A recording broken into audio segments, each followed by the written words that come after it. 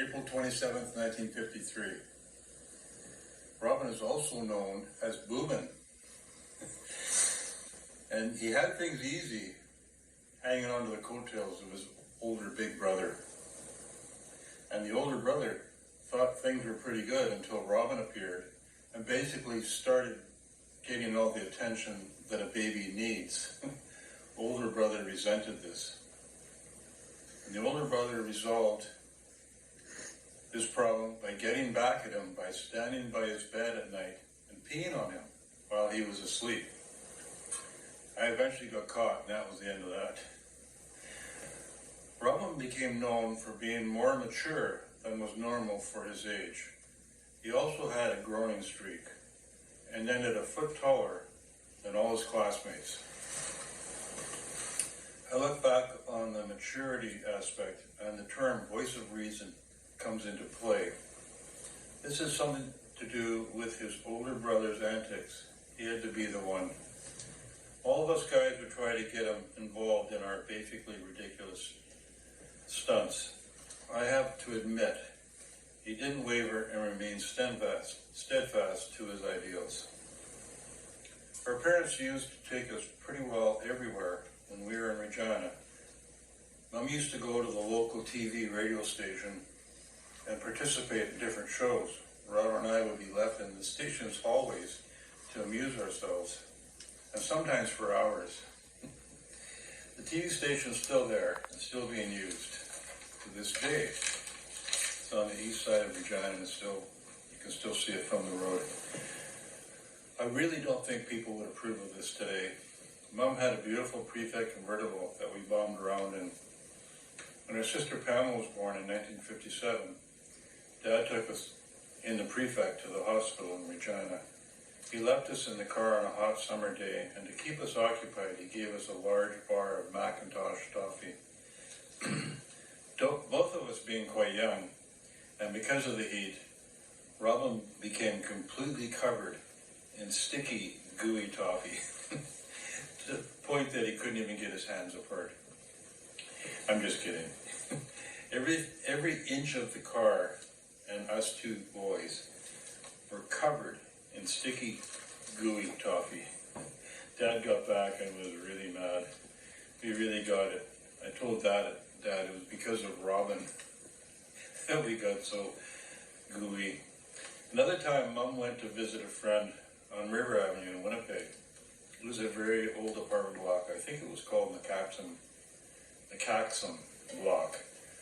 Robyn and I were back in the old prefect, and of course, we were left in the car while Mom visited her friend. The car was parked on the side of River Avenue. And we were in the car forever. It got dark, and we discovered a starter button on the wooden dashboard. And if we pushed this button, the car would creep slowly forward. Well, it was creeping forward on the starter. This was the first electric car. Anyway. Yeah. We crept down the river for an entire block. As we got older, there were many, many more car stories. I did learn something, never to buy a car with your brother. It was around 1972 when Robyn found the 1954 Cadillac Coupe de Ville. There was an outstanding repair bill on it. It was located at a garage at the corner of Main Street and Broadway Avenue, right downtown Winnipeg. And the repair bill was an outstanding bill of $250. So we split that and we bought the car. It was a big disaster because the car never had enough gas in it for me to even make it to a gas station. And the car would vapor lock continually. So it was sort of scary when you were driving it. But all aside, Robyn was a good person. He learned the usual lessons that we all have to learn. Don't lie or fib, don't steal, be on time. Okay, I'm stretching that one. Don't use foul language, etc. There was other incidents with the cars. And I remember us kids as youths in Regina, we would wait for the milkman to come, and we would feed his horse a lump of sugar while we would buy a chocolate bar from him, and then he would deliver the milk to our house. was in the back of the wagon, and it was a big block of river ice and covered by a canvas roof, like a covered wagon in the days of yore. See, Robyn really is old. We actually date back to the horse days.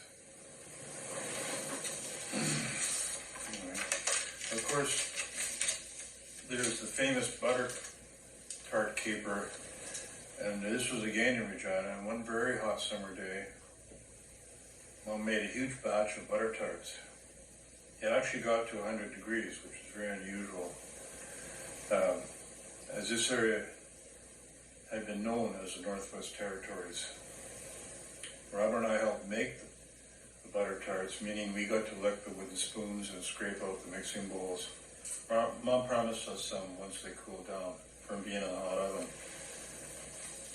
Another evening they came, they were left to cool, and I sat on the back steps with Mom. This was at Gladmere Park. Robyn went with a couple of friends to around the front of the house. And of course, at that time, doors were never locked. And so anyway, Mom was telling me how the 100 degrees was quite unusual. As you could still find snow in the bush in June. That's something Dad used to talk about. In the meantime, Robyn and his friends went around to the front door. And they went in and they devoured every one of the butter tarts. Mom eventually told me that we could go and have a tart because they should have cooled enough, and we could go in and have some. Well, we went in, there wasn't one left.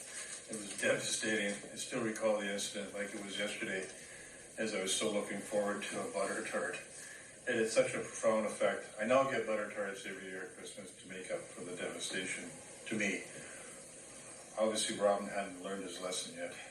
On top of it, Mom thought it was kind of funny, so I don't think much happened to Robyn. There's been stories told, poems written about this. Because we were close in age, Mom would dress us up in identical clothing, and everybody would think we were twins. And this was for many years. Yeah. Can we pause for one more? Learned to play the bagpipes through the Boy Scout pipe band. He was very young. He'd taken lessons from Doug Will. He went up the ranks, eventually becoming the pipe major of the boys' band. The highlight was being in charge when the band went to church from Manitoba, when Queen Elizabeth was visiting on one of her royal tours. He started teaching the bagpipes with many pupils throughout the years. He has been teaching the pipes for approximately 50 years. There are many pipers today who got their start with Robyn. Robyn really came into his own when he started taking lessons from Ian Conn and became a member of the Centennial Pipe Band in 1967 to celebrate Canada's 100th anniversary. The Centennial Band was a Grade 1 competition band made up of former Shots and Dykehead pipers and drummers from Scotland. Don McAngus sponsored them over to Canada. He cleaned up all the competitions and greatly improved the piping in Winnipeg. Robyn continued teaching the pipe and eventually took over as pipe major of the Enevets when Ian Conn stepped down. He is still piping, teaching, and in charge of the Manitoba band. I guess the two of us will pipe to infinity. Robyn has done many different and varying locations. He worked at Cole's bookstore in Polo Park and eventually got me a job there. He was hired while he was standing at a street corner, and a guy stopped and asked him if he wanted a job. And that's how easy it was to get jobs back in those days. He worked up north at Fort George, building houses, and was actually doing construction work. He worked at Mincom. This was for Manpower, and in a variety of other jobs. He went into banking, and he eventually realized his dream of becoming a school teacher, which he is still doing as a substitute teacher, more in demand now than ever before.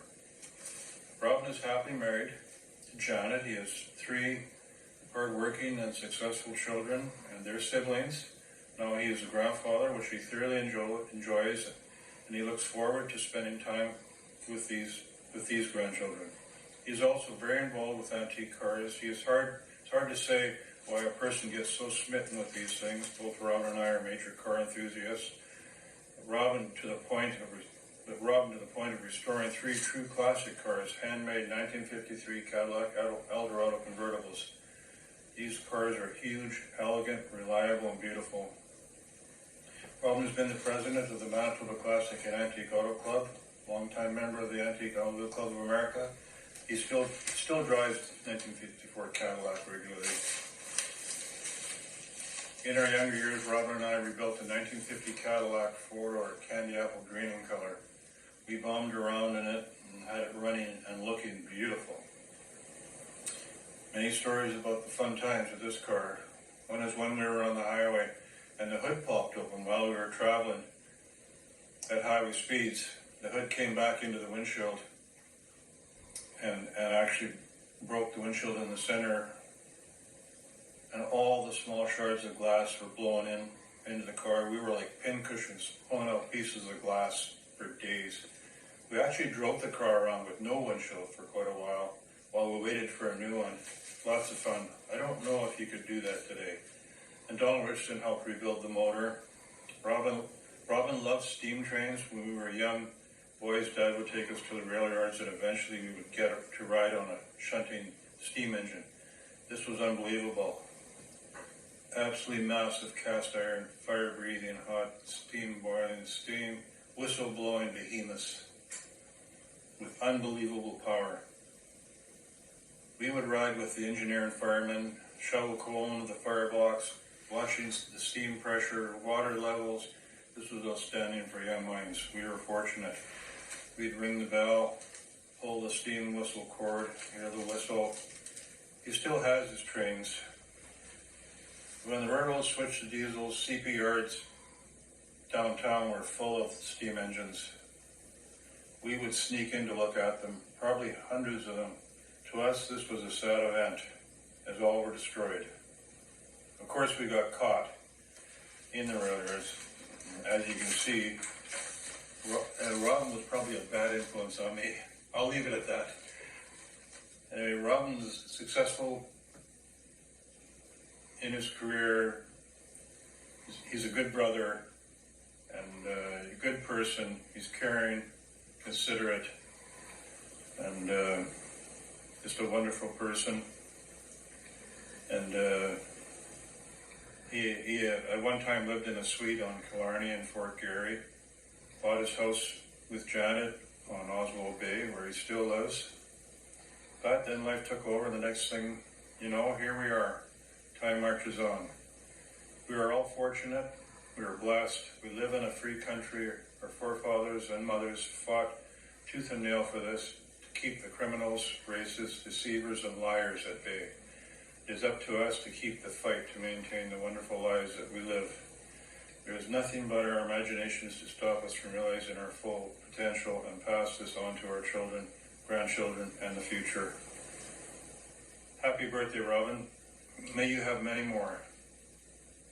Your much older brother, Garth.